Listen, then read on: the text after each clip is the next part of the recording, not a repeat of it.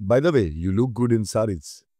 না, আমি শাড়ি পরি না, তাই এরকম মেসেজ আমাকে মেসেঞ্জারে পাঠাননি রিজু বিশ্বাস। তবে তিনি আমার এক বোনকে মেসেঞ্জারে এই মেসেজ পাঠিয়েছেন, শুধু আমার নয়। তারপর আস্তে আস্তে খবর পেলাম যে আমার পরিচিত অনেকের বোন, স্ত্রী, বান্ধবী সকলকেই নাকি এই একই রকম মেসেজ করেছেন তিনি। এখন কারা কারা সত্যি কথা বলছেন, কারা কারা বলছেন না, আমি তো আর সবাইকে বিচার করতে যাইনি। তবে তিনি যেভাবে পাইকারি হারে মেসেজ করে গিয়েছেন, তাতে অনেকেই মেসেজ যে পাবেন তাতে সন্দেহ নেই। দেখুন, আমি এই বিষয় নিয়ে জেনারেলি কথা বলবো এটা ভাবিনি। এই বিষয়টা নিয়ে কি কথা বলবো? কিন্তু একের পর এক মেসেজ দেখার পর আমার মনে হলো যে হোয়াটস গোয়িং অন? সোশ্যাল মিডিয়ার দুনিয়াতে ট্রোলিং বিষয়টা নিয়ে আমি এর আগেও বলেছিলাম। এখানে একটা ইস্যু বেশিদিন স্থায়ী হয় না। তার আয়ু খুবই কম। অনেকটা ওই পদ্ম পাতার জলের মতন। আপনি যদি গ্রামের লোক হন খুব সহজে বুঝতে পারবেন, বা মফস্বলের লোক হন, এই পদ্ম পাতার জল বিষয়টা বুঝতে পারবেন। এই আছে, এই নেই। তো আমাদের সোসাইটিতে এখন একটা নতুন টপিক হচ্ছে এই রিজু বিশ্বাসের মেসেজ। সোসাইটির বহু নারীকেই তার শাড়িতে সুন্দর লাগছে। আর এই ব্যাকুলতা বহু মানুষকেই ব্যাকুল করে তুলেছে। আর মানুষের এই ব্যাকুলতার অনেক ছাপ আমরা বেশ কয়েকদিন আগেই ফেসবুকে দেখতে পেয়েছি। এতদিন পর কেন মুখ খুলছি আপনাদের অনেকেরই মনে হতে পারে। আমরা এর আগেও বলেছি, আর আবারও আপনাদের সেটা মনে করিয়ে দেব যে আমরা ট্রেন্ডে খুব একটা গা ভাসাই না। তার কারণ এই ধরনের ট্রেন্ড সমাজে আসবে যাবে। যেমন কিছুদিন আগেই একটা ছোট্ট বাচ্চা সে অমিতাভ বচ্চনকে অপমান করেছিল। এই ট্রেন্ড নিয়ে সোশ্যাল মিডিয়া উত্তালও হয়েছিল। তখনও আমরা বিষয়টার একটা সঠিক মূল্যায়ন করতে চেয়েছিলাম। এবারও তাই খানিকটা ইচ্ছে করেই দেরিতে কথা বলছি। তার কারণ বিষয়টা সঠিক মূল্যায়ন করতে চাই। আমরা চাই না আমাদের অবিবেচকের মতন কোনো মন্তব্য, কোনো হঠকারী কথাবার্তায় কোনো মানুষের জীবন শেষ হয়ে যাক। দেখুন, যেকোনো মহিলার মেসেঞ্জারে মেসেজ পাঠানোটা কোনো অপরাধ নয়, এটা আমি মানছি। কিন্তু আমরা দেখতে পেলাম যে রিজু বিশ্বাস প্রায় পাইকারি হারে বহু মহিলাকে একই ধরনের মেসেজ পাঠিয়েছেন। এবার বিষয়টা হলো, একই ধরনের মেসেজ এত মহিলাকে তিনি পাঠিয়েছেন কেন? I don't know. অনেকেই আমরা জানি না। প্রত্যেকেই নাকি তাদেরকে শাড়ি পরে দেখতে সুন্দর লাগছে। হঠাৎ এই ধরনের একটা উদ্ভট মেসেজ তার পরিচিত, অপরিচিত, এমনকি তিনি যে ইন্ডাস্ট্রিতে কাজ করেছেন সেই রকম বহু অভিনেত্রীকে পর্যন্ত তিনি পাঠিয়েছেন দেখতে পেলাম। এরকম ধরনের একই মেসেজ যখন কোনো ব্যক্তি পাঠায়, প্রথমে আমরা ভেবেছিলাম যে তার নামে কোনো ফেক অ্যাকাউন্ট নয় তো। কিন্তু আমরা এরপর দেখতে পেলাম রিজু বিশ্বাস নিজেই মিডিয়ার সামনে এটা ইন্টারভিউ দিয়ে স্বীকার করে নিয়েছেন। তাতে তিনি যে এই কথাগুলো বলেছেন সেখানে এক প্রকার স্বীকার করেই নিয়েছেন যে তিনি মেসেজগুলো পাঠিয়েছেন। কিন্তু তিনি বলছেন যে এটা ক্রাইম। এই ধরনের কথা বলা কি ক্রাইম? এই ধরনের কথা বলা কি অশ্লীলতা? দেখুন, সন্দেহের অবকাশ নেই যে এটা রিজু বিশ্বাস পাঠিয়েছেন। এটা ঠিক, শুধু মেসেজ পাঠালে একরকম কথা ছিল। একজন মহিলা এসে মেসেঞ্জারে রিজু বিশ্বাসের পাঠানো মেসেজ দেখিয়ে প্রমাণ করে দিয়েছেন রিজু বিশ্বাস শুধুমাত্র তাকে মেসেজ পাঠাননি, তাকে ভিডিও কল করার জন্য প্রচন্ড চাপও পর্যন্ত দিয়েছেন, এবং ভিডিও কল করতে রাজি না হওয়ার পর তাকে পীড়াপিড়ি করেছেন। এমন পর্যায়ে সেটা পৌঁছেছে যে মহিলা কোনো রকম বিভিন্ন অজুহাত দেখিয়ে তার হাত থেকে রেহাই পাওয়ার চেষ্টা করেছেন। কোনো অপরিচিত মানুষকে পরিচয় ছাড়া ভিডিও কল করবার অনুরোধ করাটা শুধু দৃষ্টিকটুই নয়, অস্বাভাবিক। মানসিক প্রবলেম রয়েছে। এটা একটা অসম্মানজনক বিষয় যেকোনো সাধারণ মানুষের কাছে। তার মধ্যে হঠাৎ করে একজন মহিলাকে আবার ভিডিও কল করতে বলছেন রিজু বিশ্বাস, এবং যখনই সেই মহিলা বলছেন যে তিনি ভিডিও কল করতে পারবেন না, তখন রিজু বিশ্বাস আবার বলছেন, আপনি কি আমার সন্দেহ করছেন? কোনো সাফাই দিয়ে লাভ নেই। বিষয়টা অত্যন্ত খারাপ, এবং এই ধরনের মেসেজ যাদের পাঠিয়েছেন তাদের কাছে বিষয়টা সত্যি অস্বস্তিকর। আপনি একজন সেলিব্রিটি, আপনাকে অস্বীকার করা যাচ্ছে না, আবার স্বীকার করাও যাচ্ছে না। কেউ প্রথমে ভেবেছিলেন যে এটা ফেক, পরে যখন দেখছেন না ফেক প্রোফাইল নয়, তখন তারা ব্যক্তিগত স্বার্থ রক্ষার্থে আপনার সঙ্গে সেভাবে যোগাযোগ করতে চাচ্ছেন না। আপনি সেলিব্রিটি বলে কি যাকে তাকে ভিডিও কল করার প্রস্তাব দিতে পারেন? আপনার পরিবারের কাউকে যদি কোনো পুরুষ মানুষ এভাবে ভিডিও কল করার প্রস্তাব দিত রাত্রিবেলা বা যখন তখন, ঠিক ছিল সেটা? যেকোনো মহিলাকে আমি আমার এখতিয়ারের বাইরে গিয়ে এই ধরনের প্রস্তাব কি দিতে পারি? কিন্তু প্রশ্ন সেটা নয়। প্রশ্ন হচ্ছে যে আপনি তো সাধারণ মানুষ নন। বাংলা সিরিয়ালের অভিনেতা, যিনি একসময় খুব জনপ্রিয় একটা ধারাবাহিকের নায়ক রূপে কাজ করে এসেছেন। আজকে আপনি এরকম একটা জায়গায় পৌঁছে গেলেন কেন?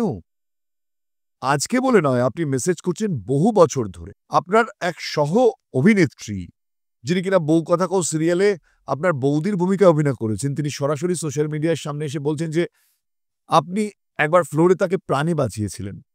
আপনার এই ধরনের কোন রকম স্বভাব তিনি লক্ষ্য করেননি। আবার অনেকেই বলছেন আপনার এই ধরনের স্বভাব নাকি খুব কমন। অনেকে আপনার মুখোশ খুলে দিতে চাইছে। সিরিয়াসলি আমরা জানি না।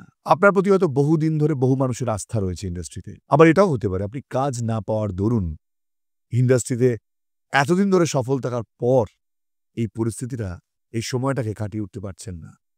কারণ আপনার হাতে কাজ নেই। আপনি প্রত্যেকদিন যে পরিমাণ অর্থ রোজগার করতেন এবং সেই অর্থ রোজগার করার ফলে আপনার লাইফস্টাইল যেখানে পৌঁছে গিয়েছিল, সেটা কি হঠাৎ করে বদলে গেছে? তাই জন্য আপনি যেকোনো মহিলাকে আপনি মেসেজ করতে পারছেন। একদিকে আপনি ভাবছেন সেলিব্রিটি আপনাকে অস্বীকার করতে পারবে না। তাই জন্য খুললাম যাকে তাকে মেসেজ করতে পারি। দেখুন, মানছি যে এই ধরনের ধাক্কা অনেকে সহ্য করতে পারেন না। তার ফলে তার জীবনের ছবিটা অনেকটা বদলে যায়। তার ফলে মানুষের মধ্যে বিভিন্ন রকমের বিকারও দেখা যায়। রিজু, আপনি কি সেই ধরনের কোনো ঘটনার শিকার নন তো? আমাদের কিন্তু এটাও ভেবে দেখতে হবে, আমি আপনার পক্ষে কথা বলছি এবার। যে সমস্ত মহিলাকে মেসেজ পাঠিয়েছেন এবং মেসেজ পাঠানোর ফলে যারা প্রচণ্ড অস্বস্তির মধ্যে দিয়ে গিয়েছেন, তাদের অবস্থাটা আমি বুঝতে পারছি। যারা এই পরিস্থিতির সম্মুখীন হয়ে প্রচণ্ড আঘাত পেয়েছেন, তাদের কথা বলছি না। কিন্তু কিছু মানুষকে আমরা দেখতে পাচ্ছি বিষয়টাকে নিয়ে এমন ধরনের একটা মজার পর্যায়ে নিয়ে গিয়েছেন এবং সেখানে সেই একজন মানুষকে নিয়ে যেভাবে প্রায় খোরাক বানিয়ে ফেলা হয়েছে সোশ্যাল মিডিয়াতে, প্রায় তার শ্রাদ্ধ করে ফেলা হচ্ছে। একদিকে যেমন আমি তাকে দোষ দিচ্ছি, পাশাপাশি তার পরিস্থিতিটাও বোঝার চেষ্টা করছি। এটা আমাদের কর্তব্য।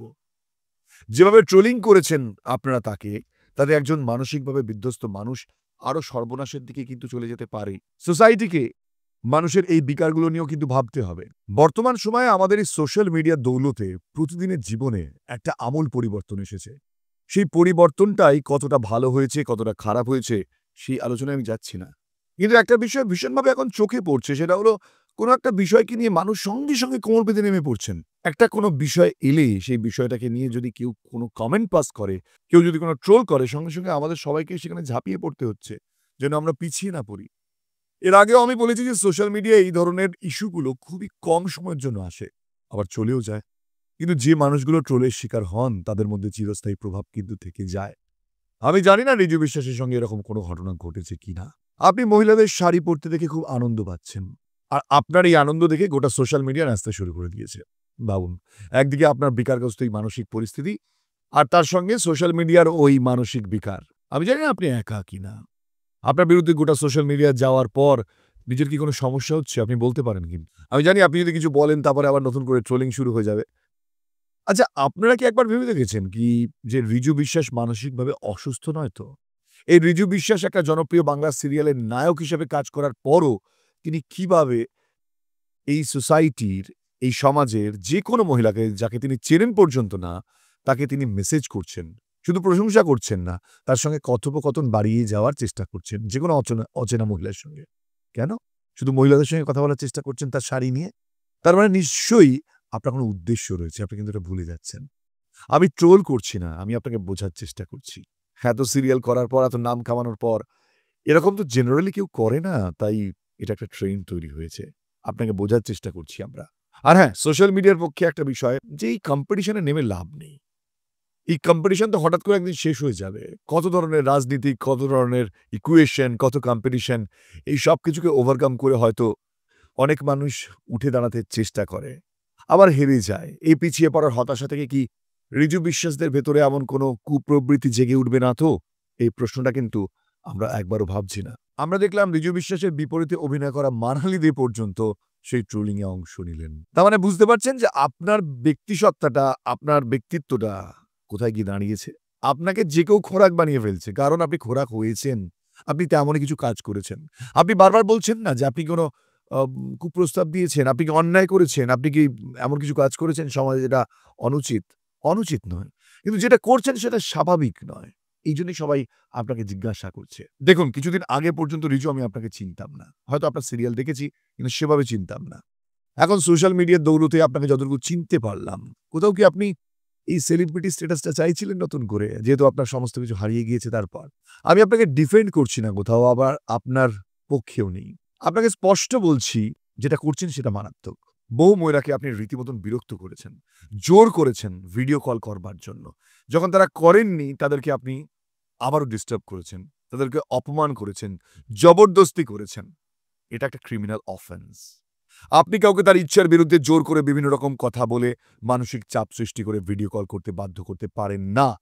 এমনকি পৃথিবীর সমস্ত মহিলাকে তাদের পারমিশন ছাড়া তাদের কাছ থেকে তাদের মেসেঞ্জারে গিয়ে হোয়াটসঅ্যাপ নাম্বার চাইতে পারেন না।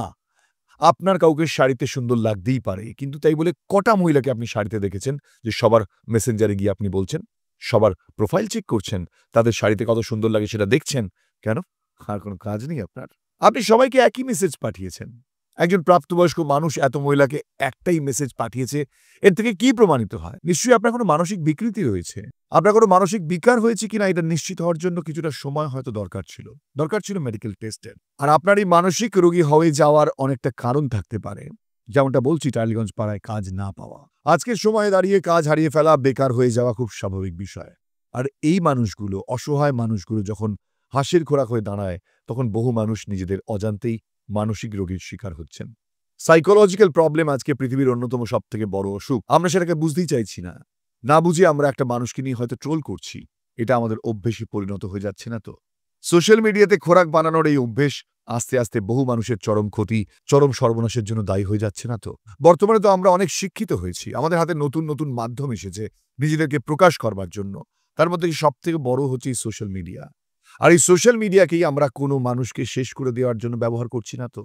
আমি জানি না রিজু বিশ্বাস কেমন মানুষ, তিনি ভালো না খারাপ, নাকি তার এই ধরনের কোনো স্বভাব রয়েছে, বাট স্টিল আমরা এই কাজটা করছি।